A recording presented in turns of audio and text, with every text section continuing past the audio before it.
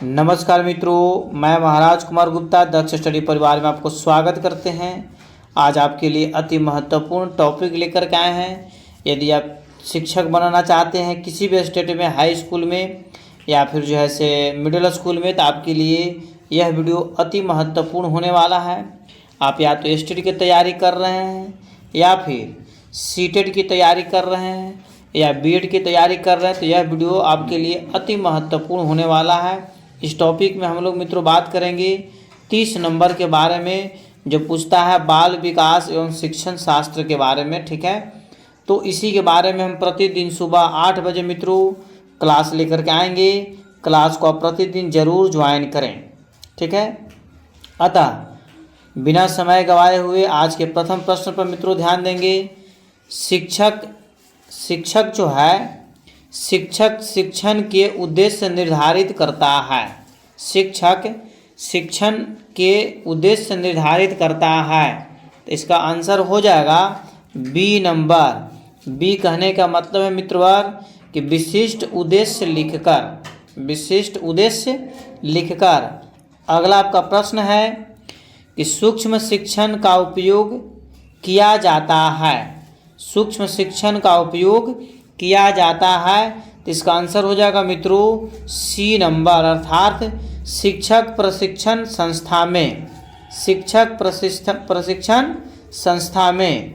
अगला आपका प्रश्न है कि अभक्रमिक अनुदेशन में पाठ्यवस्तु का क्रम होता है। अभक्रमिक अनुदेशन में पाठ्यवस्तु का क्रम होता है, तो इसका आंसर आपको हो जाएगा मनोवैज्ञानिक। क्या हो जाएगा? मनोवैज्ञानिक। अगला प्रश्न पर हम लोग ध्यान देंगे। कक्षा शिक्षण पूरा होने के बाद जो है कि शिक्षक को श्याम पट साफ करना चाहिए। एग्जाम में आपको प्रश्न पूछा हुआ है।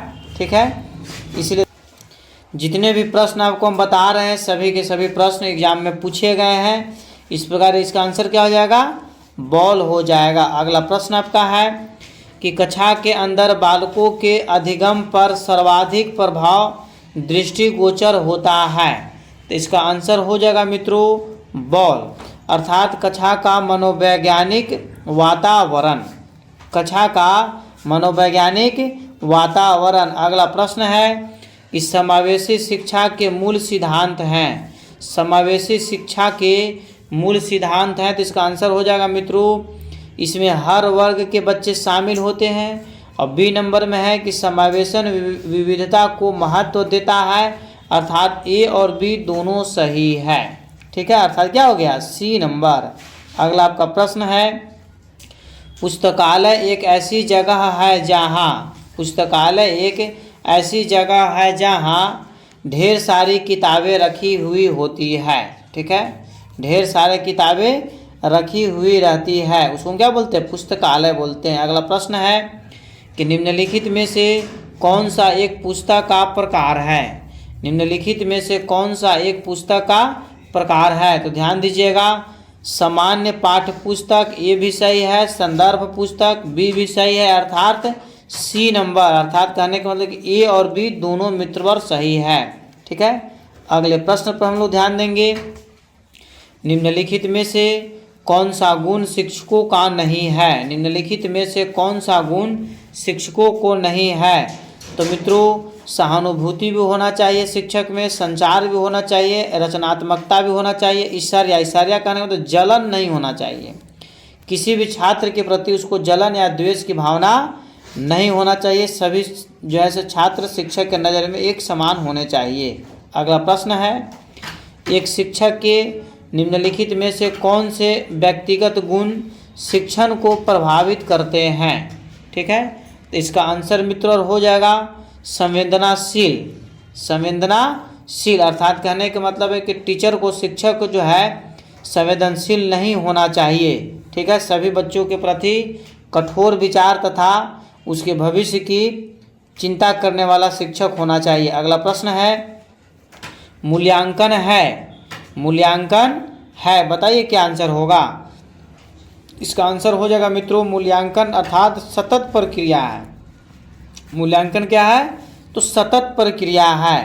अगला प्रश्न मित्रों आपका कि आंकने की व्यापक प्रक्रिया है। आंकने की व्यापक प्रक्रिया है तो इसका आंसर मित्रों हो जाएगा मूल्यांकन, सी नंबर। आंकने की व्यापक प्रक्रिया कौन है? तो मूल्यांकन है। अगला प्रश्न आपका है कि संकलनात्मक मूल्यांकन किस प्रकार का परीक्षण है? तो इसका आंसर मित्रों हो जाएगा शिक्षक निर्मित परीक्षण, ये भी सही है। बाहरी परीक्षण, बी भी सही है। आंतरिक परीक्षण, सी भी सही, अर्थात उपयुक्त सभी, डी नंबर इसका आंसर क्या है? सही है। अगला प्रश्न पर ध्यान देंगे, पाठ्यचर्या का सिद्धांत किस पर आधारित नहीं है? पाठ्यचर्या का सिद्धांत किस पर आधारित नहीं है? तो इसका आंसर बच्चों हो जाएगा, तो इसका आंसर मित्रों बारीकी से हम लोग ध्यान देंगे, डी नंबर हो जाएगा। डी कहने का मतलब है कि पारिवारिक जीवन नहीं होना चाहिए। ठीक है, यदि आप पाठ्यचर्या का यदि शिक्षण प्राप्त कर रहे हैं तो आपको पारिवारिक जीवन नहीं होना चाहिए। ठीक है। अगला प्रश्न आपका है कि विद्यालय में लघु संस्कृति है। विद्यालय में लघु संस्कृति है तो इसका आंसर हो जाएगा मित्रवर सी। सी कहने का मतलब है कि वर्ग कक्षा। ठीक है, विद्यालय में लघु संस्कृति है तो वर्ग कक्षा। अगला प्रश्न है, परामर्श का मूलभूत सिद्धांत है। परामर्श का मूलभूत सिद्धांत है तो मित्रवर स्वायत्तता भी, न्याय भी, निष्ठा भी, अर्थात उपयुक्त सभी सही है, डी नंबर। उपयुक्त सभी सही है।